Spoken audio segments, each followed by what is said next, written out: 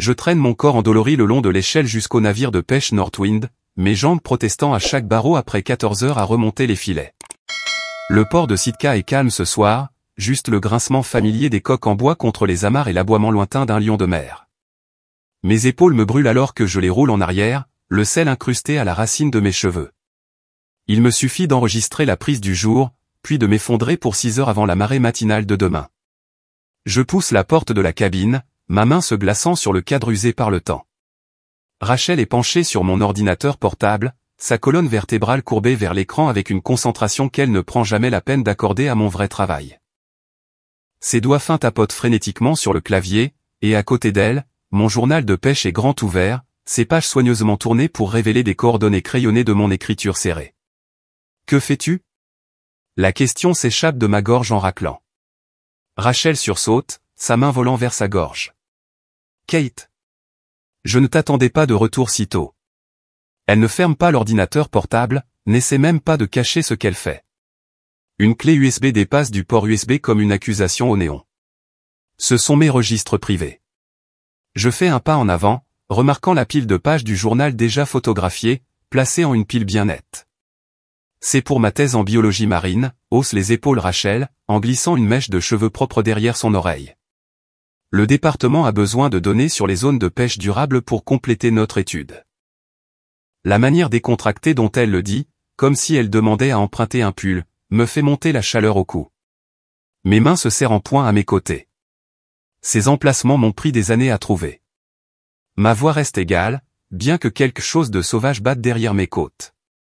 Des années d'essais et d'erreurs, à marquer des crêtes sous-marines, à suivre des migrations saisonnières que personne d'autre ne s'est donné la peine de documenter. Les yeux de Rachel se plissent légèrement. C'est un savoir familial, Kate. Tu n'as pas inventé la pêche. Le souvenir me frappe comme une gifle, le dîner de la semaine dernière, maman passant les pommes de terre, levant à peine les yeux quand j'ai mentionné que l'équipe de recherche de Rachel avait endommagé un de mes sondeurs de profondeur. Ta sœur fait un travail scientifique important, avait dit papa, me coupant la parole. Le matériel peut être remplacé. Le sourire de maman avait été crispé. Rachel donnera de la valeur au nom Howard dans le milieu universitaire. Comme si mon travail pour faire fonctionner ce bateau, payer leur hypothèque, financer les études de Rachel, ne signifiait rien. Je fais un pas en avant, la colonne vertébrale droite.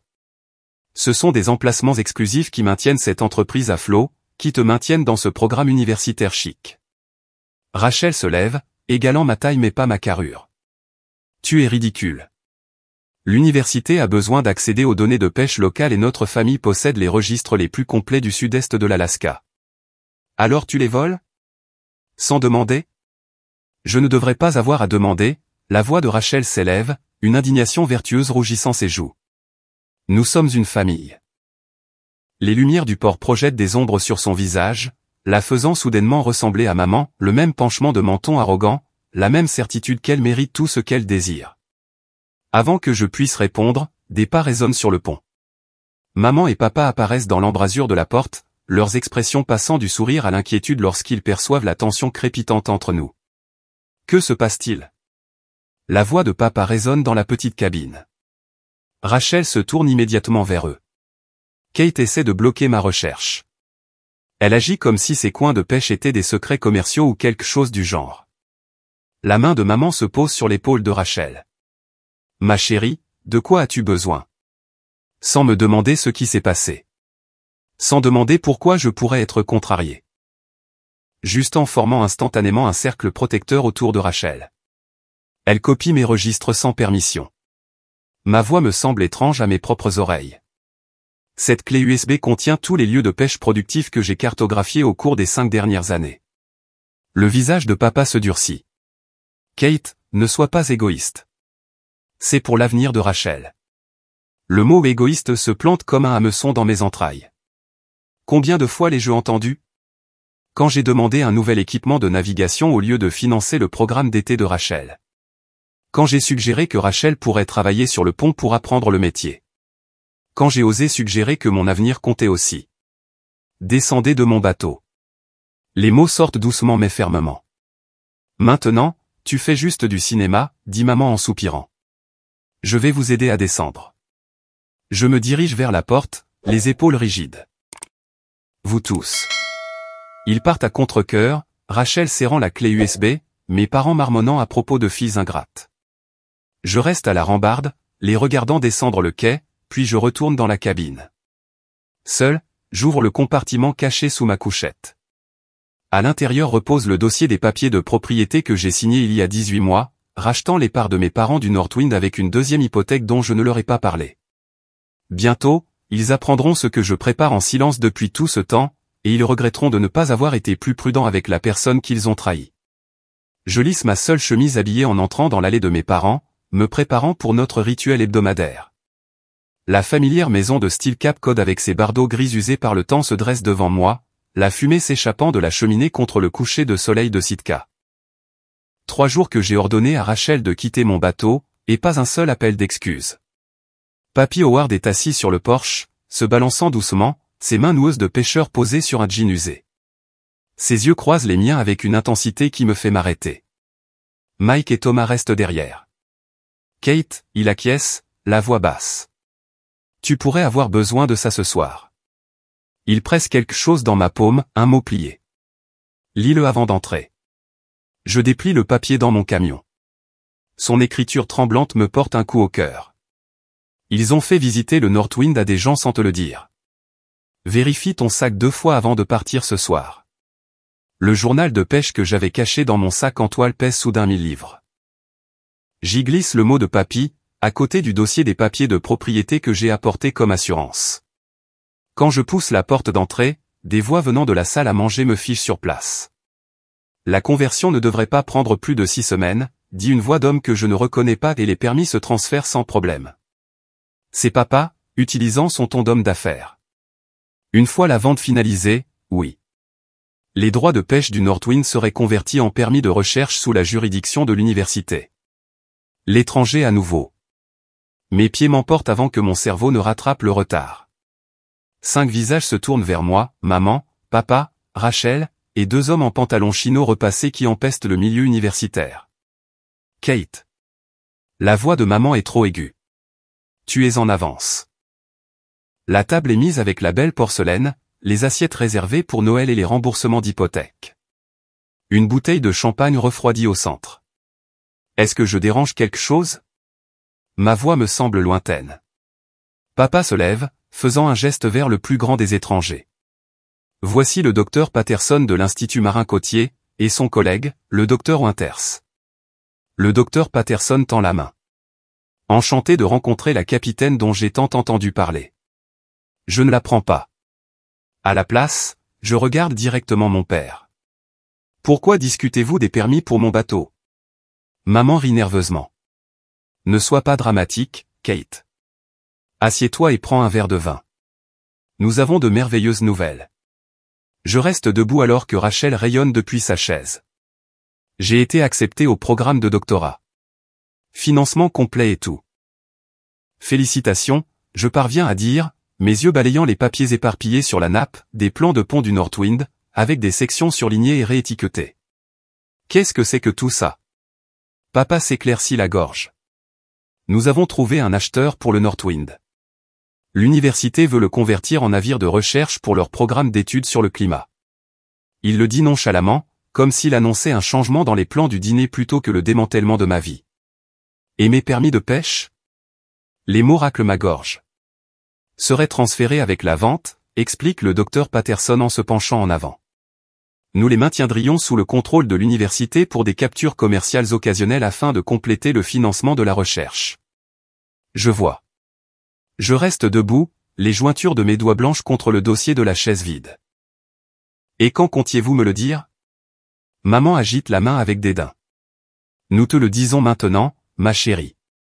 C'est une merveilleuse opportunité. Rachel aura la priorité sur les expéditions de recherche. À travers la fenêtre, j'aperçois mes matelots, Mike et Thomas, appuyés contre leur camion dans la rue, exactement là où je leur avais demandé d'attendre après l'appel énigmatique de papy ce matin. Nous avons déjà fait visiter le bateau 2 fois, continue papa. Le docteur Patterson pense que nous pouvons conclure d'ici la fin du mois. Rachel prend le champagne. Ils vont le rebaptiser le navire de recherche Howard. De l'autre côté de la table, papy croise mon regard, faisant un signe de tête à peine perceptible vers mon sac. Avant que vous continuiez, dis-je, la voix plus assurée que je ne le ressens, j'ai quelque chose à partager. La pièce devient silencieuse alors que je plonge la main dans mon sac en toile, mes doigts trouvant le dossier en cuir que je porte depuis des mois, attendant exactement ce moment. Je le pose sur la table, le tournant pour faire face à mon père. Qu'est-ce que c'est? Papa fronce les sourcils. Les papiers de propriété du Northwind. J'ouvre lentement le dossier, révélant le titre avec Howard et LLC bien en évidence. Signé et enregistré il y a 18 mois. Le docteur Patterson se penche en avant, sa curiosité académique piquée. Ces documents semblent être des actes de transfert légitimes. Le visage de papa devient cramoisi. Tu n'as pas pu te permettre de nous racheter. Deuxième hypothèque. Je sors des relevés bancaires, les posant à côté du titre. Je fais des paiements depuis 1 an et demi. La main de maman vole à sa gorge. Tu as fait ça dans notre dos? Comme vous le faites en ce moment? Je croise son regard. Vous prévoyez de vendre mon gagne-pain sans même le mentionner? C'est différent, proteste Rachel. C'est pour la science. Pour ma carrière. Ma carrière paie pour cette maison. Les mots ont un goût amer mais nécessaire. Ma carrière a financé tes études de premier cycle, Rachel. Sur un bateau que vous essayez maintenant de vendre sous mon nez. Le docteur Patterson examine les documents avec un malaise croissant. Ces papiers de transfert semblent tout à fait légaux. Monsieur Howard, vous avez cédé vos parts de propriété il plisse les yeux à la date, 12 février de l'année dernière. Le visage de papa se décompose d'incrédulité. Je n'ai jamais signé ça. Si, tu l'as fait. Je sors un autre papier. Le même jour où tu as demandé 15 000 $ pour des réparations de toiture. Tu te souviens d'avoir signé pour ce prêt? Je ne saurais pas. La reconnaissance vacille dans ses yeux, suivie par la fureur. Tu nous as trompés. Non, dis-je doucement. Je me suis protégé. Il y a une différence. Papy réprime ce qui pourrait être un sourire derrière sa main burinée. C'est un bateau de famille, insiste maman, la voix s'élevant. Ton grand-père a bâti cette entreprise pour nous tous, pas seulement pour toi. Et je l'ai fait fonctionner pour nous tous. Je pose mes mains à plat sur la table. Mais apparemment, cela ne suffisait pas, alors maintenant il n'est qu'à moi. Le champagne reste oublié alors que les rêves académiques de Rachel s'effondrent en temps réel. Le docteur Patterson rassemble maladroitement ses papiers, marmonnant quelque chose sur des affaires de famille et contacter le conseil de l'université. À travers la fenêtre, je vois Mike et Thomas se redresser, observant la maison comme des sentinelles.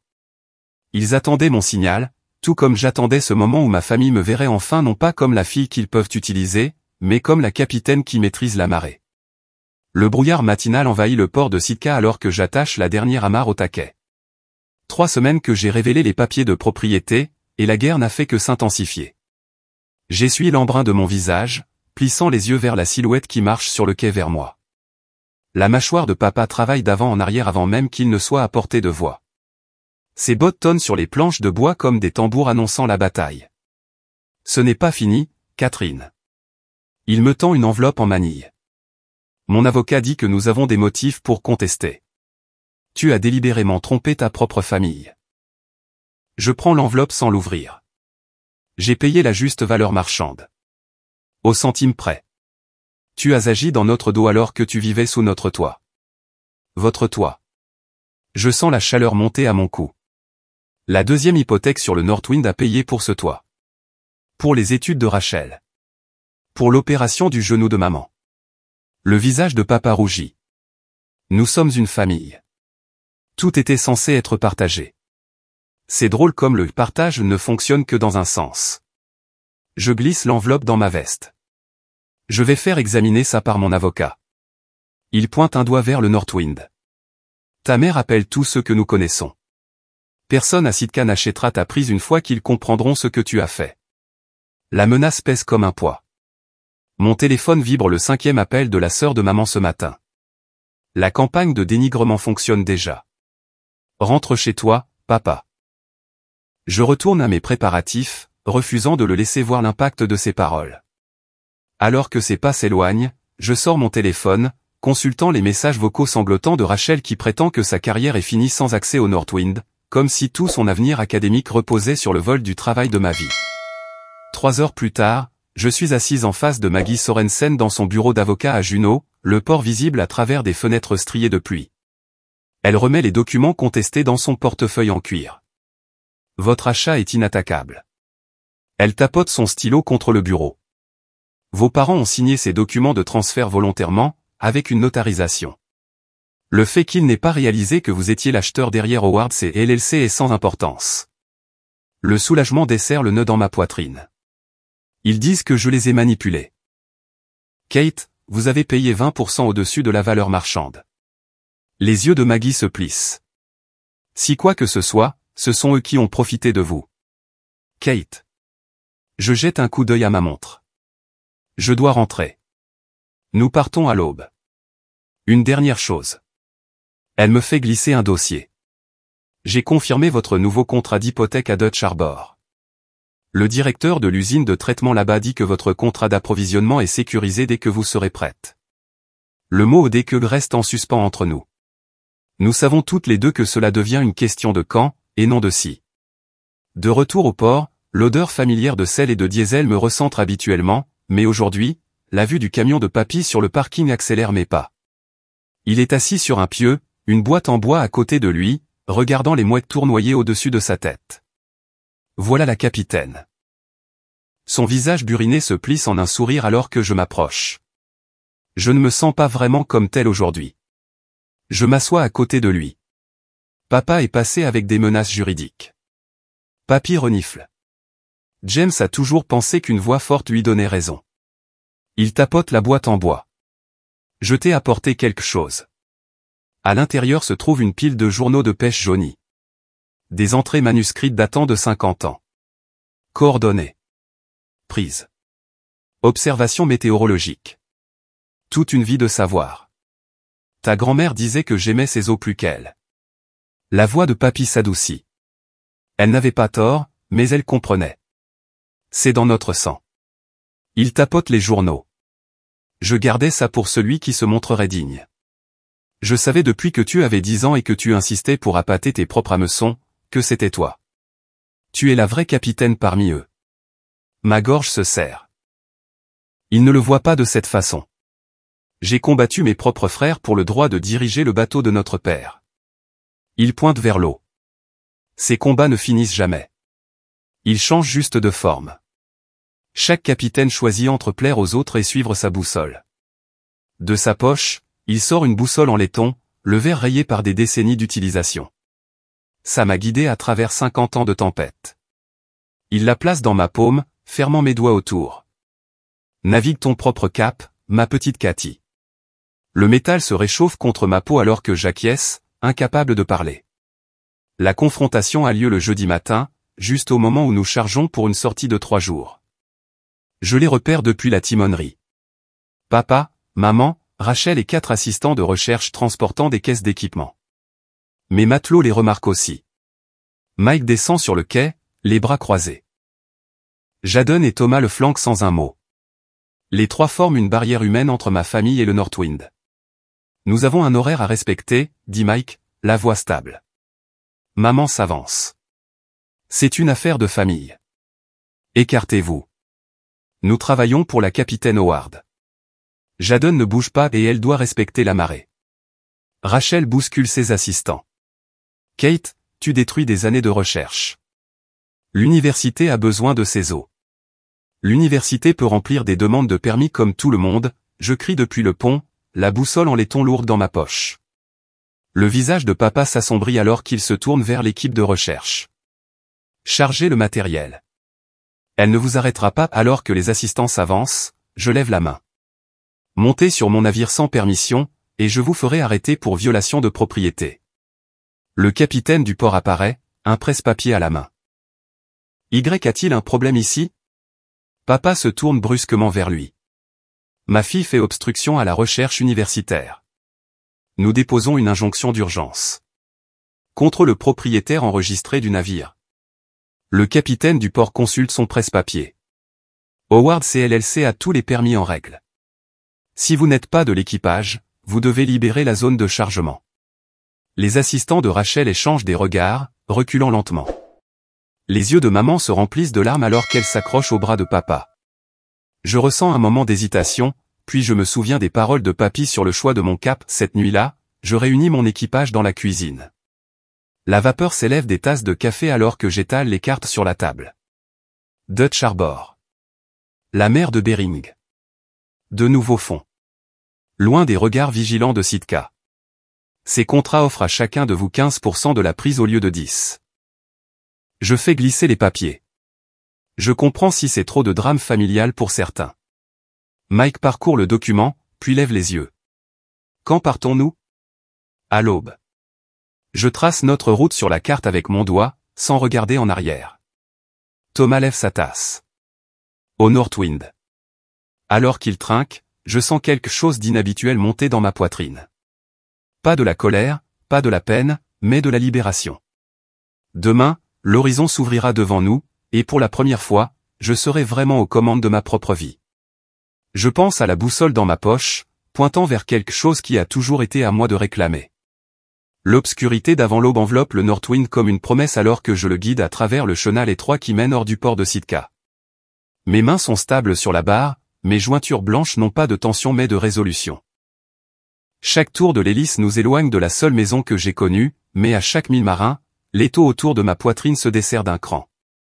Nous avons passé la dernière balise, capitaine. Marco, mon second depuis 7 ans, se tient à côté de moi dans la timonerie, la voix basse comme si nous nous échappions au lieu de réclamer ce qui m'appartient de droit. Mettez-le à vitesse de croisière. J'acquiesce, me permettant de regarder en arrière les lumières de Sitka qui s'estompent.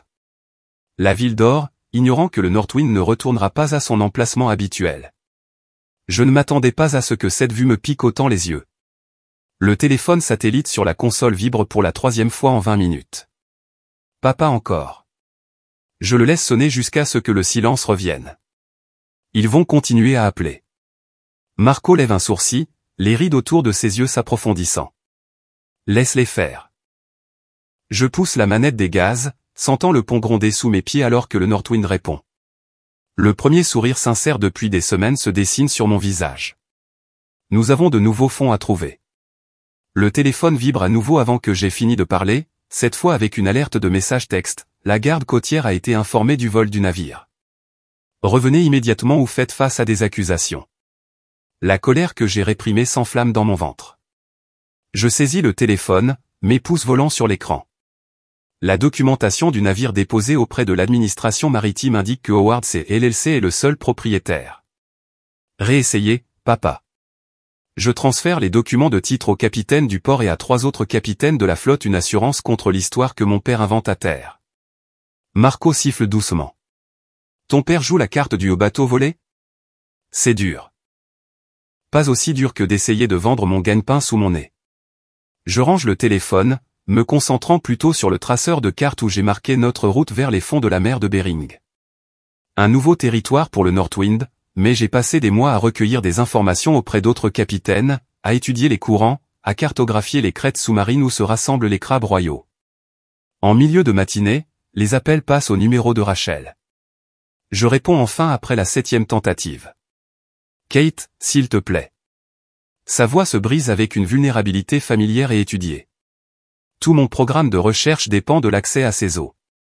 Juste un voyage de plus, mon professeur. Il devrait trouver un autre bateau, je la coupe, en regardant une paire de baleines à bosse faire surface à tribord.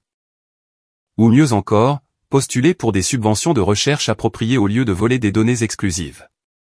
Ce n'est pas du vol quand c'est un savoir familial, proteste Rachel, le ton génial et arrogant me faisant serrer la mâchoire.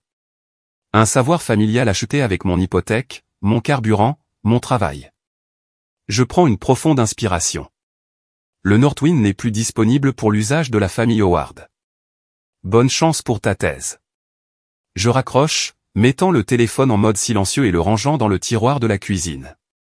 À travers la fenêtre, je regarde Marco et l'équipage préparer les casiers à crabes sur le pont, leurs mouvements synchronisés par des années de travail ensemble. Ils ont tous choisi de venir avec moi, même en sachant que cela signifiait brûler les ponts avec le nom Howard et Sitka. Dans l'après-midi, la radio crépite de voix familières. Le capitaine Jensen du Fortitude, puis Bartlett du Sea-Witch. J'ai entendu dire que tu as enfin largué les amarres, Howard, la voix rauque de Jensen se fait entendre. Il était temps. Ton père a raconté des histoires au café, ajoute Bartlett, mais il semble que le capitaine du port l'ait remis à sa place quant à savoir qui possède quoi. Les Howard ne se font pas beaucoup d'amis aujourd'hui. Leur soutien dessert quelque chose dans ma gorge. Je connais ces hommes depuis toujours, je les ai vus traiter mon père avec déférence pendant qu'ils tiraient parti du nom Howard. Maintenant, ils choisissent leur camp le mien. 3 jours plus tard, nous avons posé des casiers dans des eaux que je n'avais jamais travaillé auparavant. L'équipage est silencieux, tendu, sachant que tout repose sur cette prise. J'ai tout misé sur le fait d'avoir raison à propos de ces fonds. Quand nous remontons la première filière de casiers, ils sont si lourds que l'hydraulique peine. Des crabes royaux massifs, leurs carapaces brillantes, tombent sur la table de tri. L'équipage éclate en cris de joie tandis que je reste silencieuse, faisant des calculs dans ma tête. À ces poids, nous nous attendons à une prise record. Cette nuit-là, le directeur de l'usine de traitement a appelé personnellement pour confirmer notre heure d'arrivée. On dit que vous avez touché le gros lot, Howard. Nous vous libérons un quai. Après l'appel, j'ai réuni l'équipage dans la cuisine. De la bière sort de la glacière, et je ne m'oppose pas quand Marco me tend une bouteille. Pour la première fois, je leur raconte tout, les années où mes parents ont traité le bateau comme une propriété familiale alors que je portais seul les paiements, le vol académique de Rachel, la trahison finale d'essayer de vendre le Northwind sous mon nez.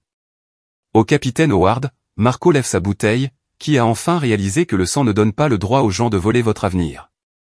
Au Northwind, crie quelqu'un d'autre, et à Dutch Harbor, notre nouveau port d'attache. Je prends une longue gorgée de ma bière, sentant le liquide froid laver des années de mots ravalés. Mon téléphone affiche 17 appels manqués et une notification de réseau social. La publication publique de maman sur la trahison familiale se fait démolir par des commentateurs qui connaissent la vérité. Je supprime la notification sans lire davantage. Leurs voix ne peuvent pas m'atteindre ici, sur mon bateau, entouré de gens qui respectent les limites et le travail honnête. Pour la première fois de ma vie d'adulte, je navigue selon mes propres cartes, et l'eau devant moi semble claire jusqu'à l'horizon. 3 mois plus tard, nous étions au nouveau port, et j'ai rassemblé plus de preuves et une équipe pour protéger mon héritage. L'ombre du Northwind s'étend sur les eaux agitées de Dutch Harbor alors que je les aperçois. 3 silhouettes blotties contre le vent, semblant petites contre le décor industriel des usines de traitement et des entrepôts d'approvisionnement. Mes parents et Rachel, exactement comme je m'y attendais lorsque le capitaine du port m'a appelé pour me prévenir. « Capitaine », dit Mick à côté de moi, son visage buriné se plissant d'inquiétude. « Voulez-vous qu'on les renvoie ?» Je secoue la tête, les regardant contempler mon navire, coque fraîchement peinte, nouveau système hydraulique brillant sous le faible soleil de l'Alaska, l'équipage se déplaçant avec une efficacité experte alors qu'il se prépare pour la sortie de demain. Je m'en occupe. 3 mois de distance ont endurci quelque chose en moi. Je me tiens plus droite alors qu'il s'approche, remarquant comment la démarche assurée de mon père vacille quand il voit les améliorations. Les panneaux solaires. Le réseau de navigation amélioré. Le nom fraîchement repeint avec Howard C. LLC en dessous en lettres professionnelles. Catherine, m'appelle ma mère, utilisant mon nom complet comme elle le fait toujours lorsqu'elle essaie d'établir son autorité. Sa voix traverse le quai, cassante d'une chaleur forcée. Le port bourdonne de votre activité. Je ne bouge pas de la rambarde. Vous êtes les bienvenus à bord de mon navire. Une conversation, puis vous partez. L'accent mis sur mon ne leur échappe pas. Ils échangent des regards, la même communication silencieuse qu'ils ont utilisée toute ma vie pour comploter. Rachel serre un portefeuille en cuir contre sa poitrine comme un bouclier. Permission de monter à bord, capitaine ? La tentative d'humour de mon père tombe à plat. Accordé. Je les conduis à la cuisine, récemment rénovée avec les bénéfices de notre prise record de crabes royaux. L'espace semble plus petit avec eux, mais pour une fois, je ne me fais pas plus petite pour les accommoder. Je leur désigne les banquettes, restant debout. Un café, j'offre, me servant une tasse sans attendre leur réponse. Mon père se penche en avant, les mains jointes entre ses genoux, sa posture de négociation. Kate, nous avons réfléchi. Il est temps que nous mettions cette désagréable affaire derrière nous. Nous sommes toujours une famille, ajoute ma mère, tendant la main sur la table comme pour toucher la mienne. Je l'écarte, enroulant mes doigts autour de ma tasse à la place. Rachel a l'air différente, plus mince, avec des cernes sous les yeux que je n'avais jamais vues. L'université établit un nouveau programme de recherche en conservation marine, dit-elle. Nous pourrions former un partenariat exclusif. Vos données de pêche, mes recherches. L'héritage Howard, combinant l'industrie traditionnelle avec la science de la conservation. La qualité répétée de leurs arguments flotte dans l'air entre nous. Je prends une lente gorgée de café, laissant le silence s'étirer jusqu'à ce que mon père se tortille mal à l'aise.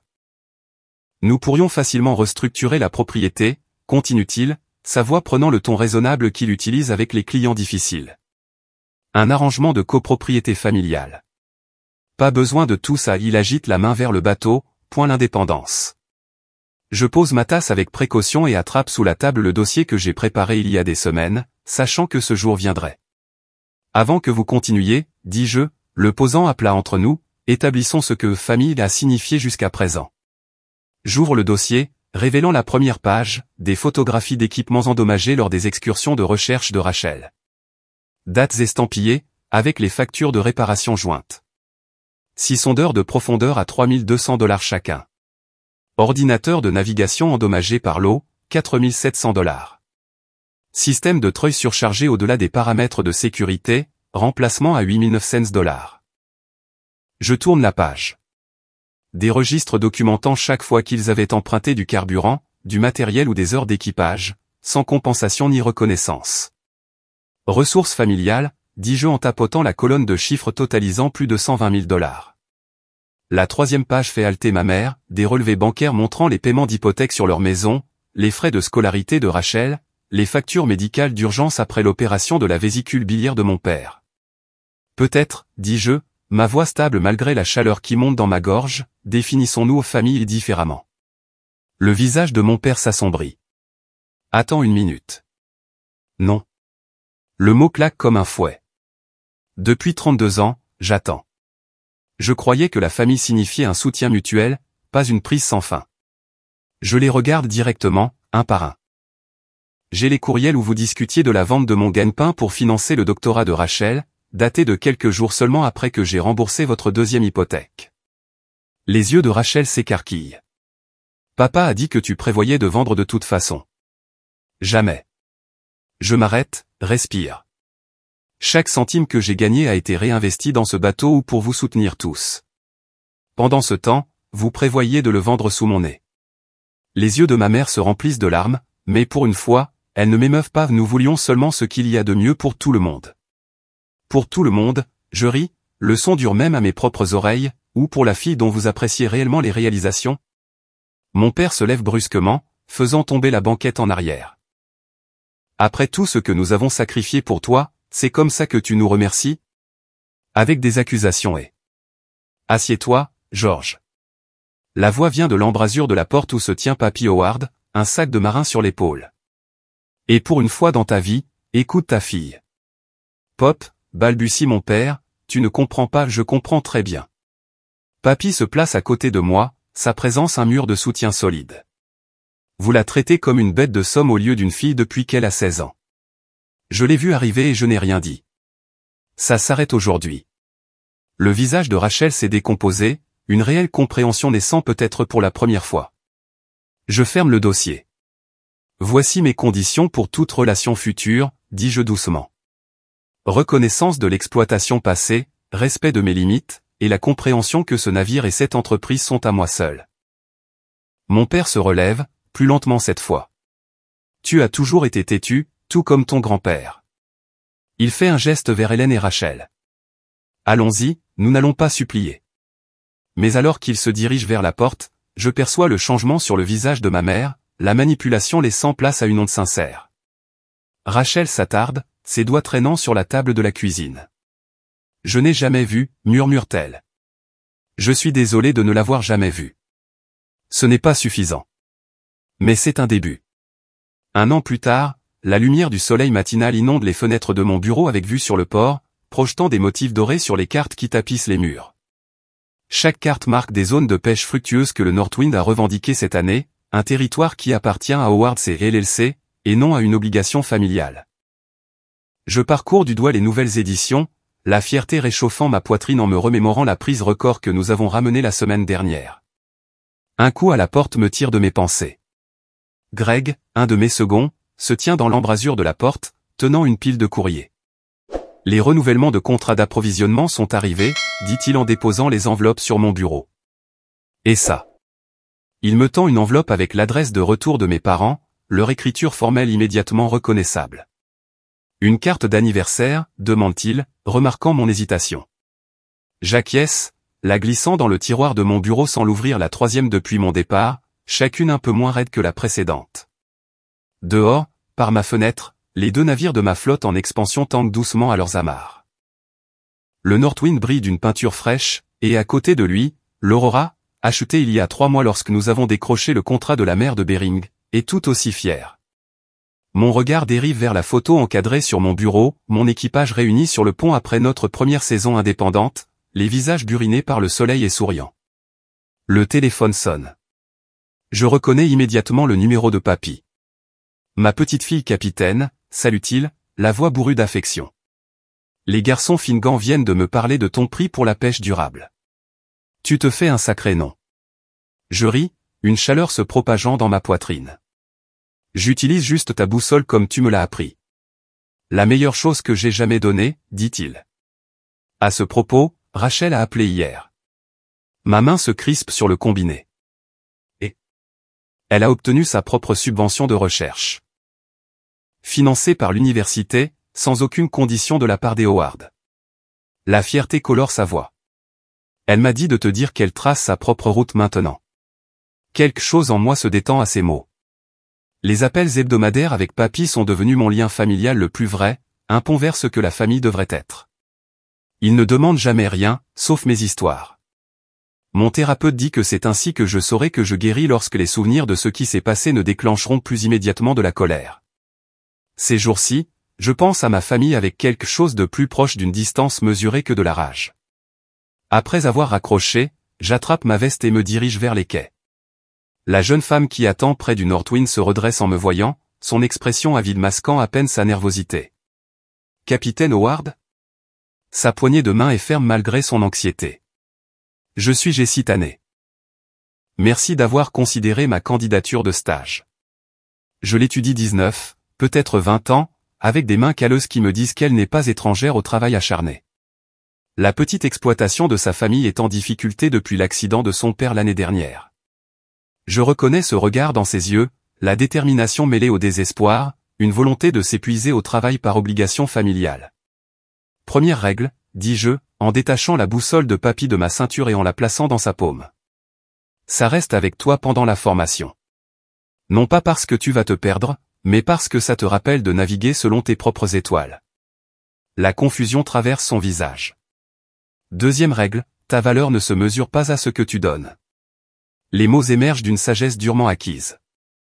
Il m'a fallu 32 ans pour l'apprendre. La compréhension se dessine lentement dans ses yeux, comme un lever de soleil sur la côte de l'Alaska. De retour à mon bureau plus tard, je signe les derniers documents pour notre prochain contrat, le plus important à ce jour. Ma signature est plus assurée maintenant, ce n'est plus le gribouillis hésitant de quelqu'un qui attend la permission. Demain, nous mettons le cap sur de nouveaux fonds. Le respect de la communauté que nous avons gagné ne vient pas du nom Howard, mais de l'intégrité avec laquelle nous opérons. Parfois, je me demande si mes parents comprennent que ce qu'ils ont perdu n'était pas seulement un bateau, mais la chance de connaître leur fille. La dernière lueur du jour se reflète sur l'eau alors que je monte sur le pont du Northwind. Je passe la main sur la rambarde familière, sentant le poids solide de l'appartenance. Ce navire porte maintenant mon avenir, pas mon passé. Je regarde vers l'horizon, où les possibilités de demain attendent. L'eau s'étend, infinie et brillante, à moi de la naviguer enfin.